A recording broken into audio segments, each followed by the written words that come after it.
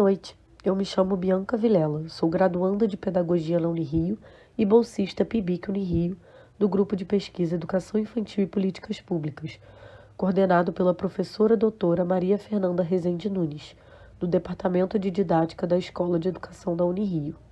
O título da nossa pesquisa, iniciada em 2019, é Políticas de Avaliação da Educação Infantil, Concepções e Ações dos Sistemas Municipais de Ensino no Estado do Rio de Janeiro.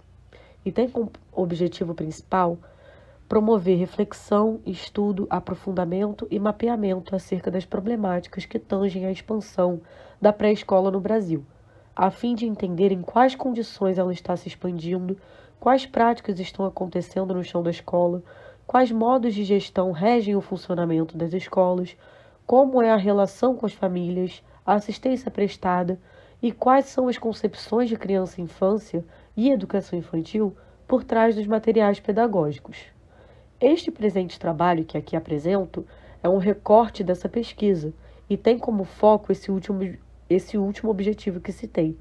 Portanto, intitula-se de Análise das propostas pedagógicas de educação infantil durante o período de 2020 e 2022. O que dizem as imagens sobre o ser criança e viver a infância na escola?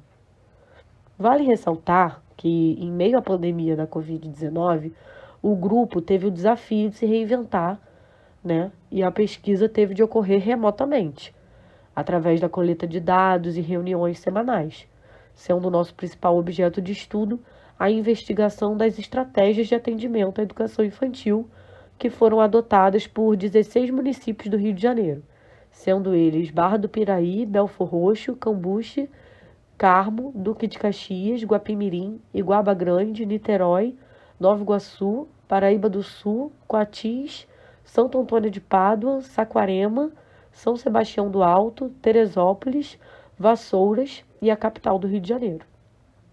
Para essa análise, nosso principal material de estudo foram apostilas didáticas produzidas na pandemia por escolas municipais de educação infantil desses municípios.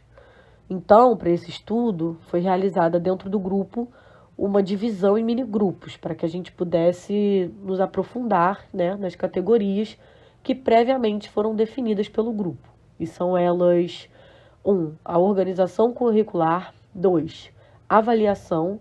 3. Leitura e escrita, alfabetização, função preparatória. 4. Relação com as famílias. 5. Concepções de criança e infância. 6. Covid-19. E 7. Concepção de educação infantil. Então, a partir dessa divisão, nós pudemos nos debruçar na criação de um banco de imagens com materiais coletados pelo grupo. E esse banco é fundamental para a nossa constante luta por uma educação pública de qualidade, pois ele documenta definitivamente materiais produzidos em uma época extremamente marcante da história, a pandemia do Covid-19, que trouxe muitas mudanças e impactou de diversas formas nossa sociedade, em especial a população de classes sociais mais baixas. Portanto, para embasar essa nossa pesquisa, que centra-se nos estudos sobre a educação e as infâncias, é de suma importância que seja feita uma contextualização acerca do processo legislativo que engloba a educação infantil no Brasil e do processo de construção dos conceitos de criança e infância. Portanto, para alcançarmos todos esses objetivos, do mapeamento das partes legislativas às partes pedagógicas, as principais estratégias metodológicas adotadas por nós foram o levantamento das documentações oficiais referentes à temática da educação infantil no Brasil, o levantamento dos materiais, que analisamos, as apostilas durante o período de 2020 a 2022, e a organização desse banco de imagens. Então, diante desses trabalhos desenvolvidos, devo destacar a criação do banco de imagens, que ainda está em construção. Esse banco ele contém apostilas produzidas na pandemia por 6 municípios do estado do Rio de Janeiro. Ele não contém dos 16 analisados, porque em alguns municípios eles não disponibilizaram esses materiais. Então, nós analisamos somente 6. Essas apostilas foram convertidas em imagens, página por página, através de um trabalho coletivo do grupo, que contou com a nossa divisão de equipe, reuniões entre os minigrupos, debates e muito planejamento. Então, o principal objetivo desse banco é criar uma base de estudos, não só para o nosso grupo aqui, né, o Grupo de Educação Infantil e Políticas Públicas, mas para todas as pessoas envolvidas na pesquisa em educação. Então, caminhando nessa linha de pesquisa, eu dou também início à minha monografia, que se propõe a fazer uma análise a partir das imagens, tendo em vista o potencial pedagógico delas. Então, é mais um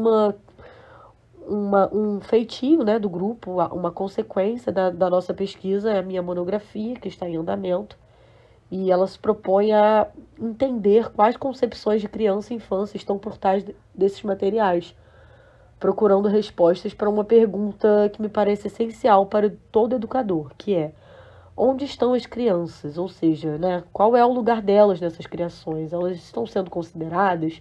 Essas propostas estão sendo positivas? Se sim, para quem, né?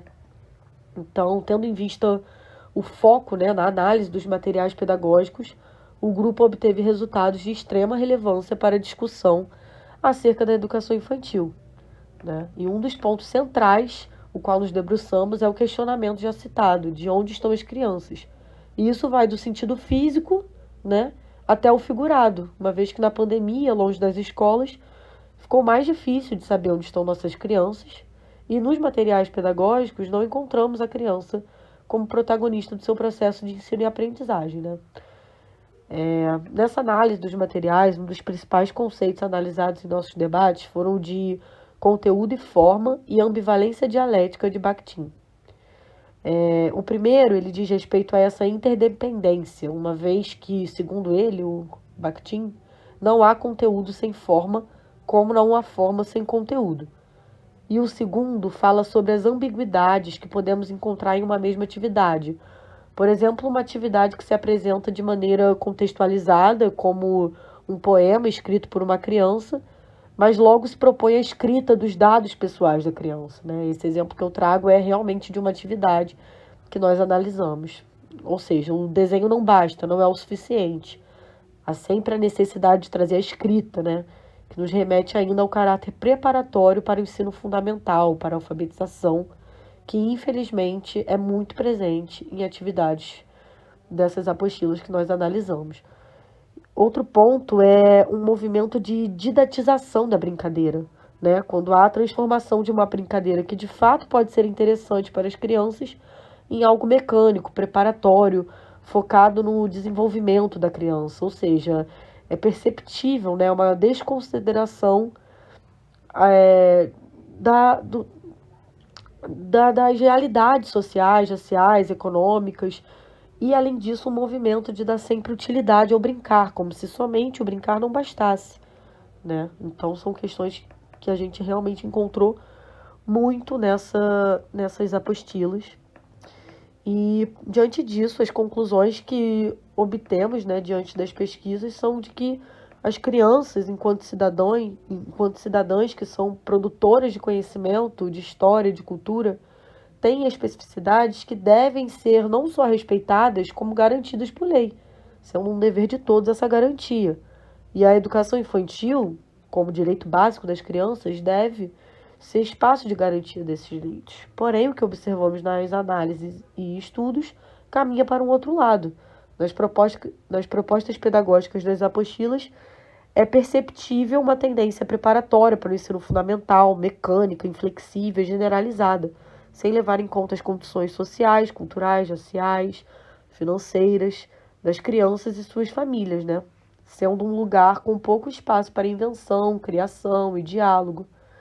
Então, eu finalizo aqui com alguns dos questionamentos que destacamos ao longo de nossos debates, que são: a educação infantil vem sendo um espaço de brincadeira, interações, conhecimento, ou de conhecimentos sem sentido, monológico, prescritivo, superficiais, com ausência de autenticidade, né? Então, a educação infantil tem sido como para essas crianças? E ela está favorecendo experiências a uma criança ativa, potente, ou está com caráter altamente preparatório para o futuro, né? Então são questionamentos que nos valem nos questionar para que a gente possa continuar construindo uma educação positiva para todas as crianças do Brasil. Agradeço muito à Unirio e à minha orientadora Maria Fernanda pela oportunidade e a todos pela escuta. Abraços.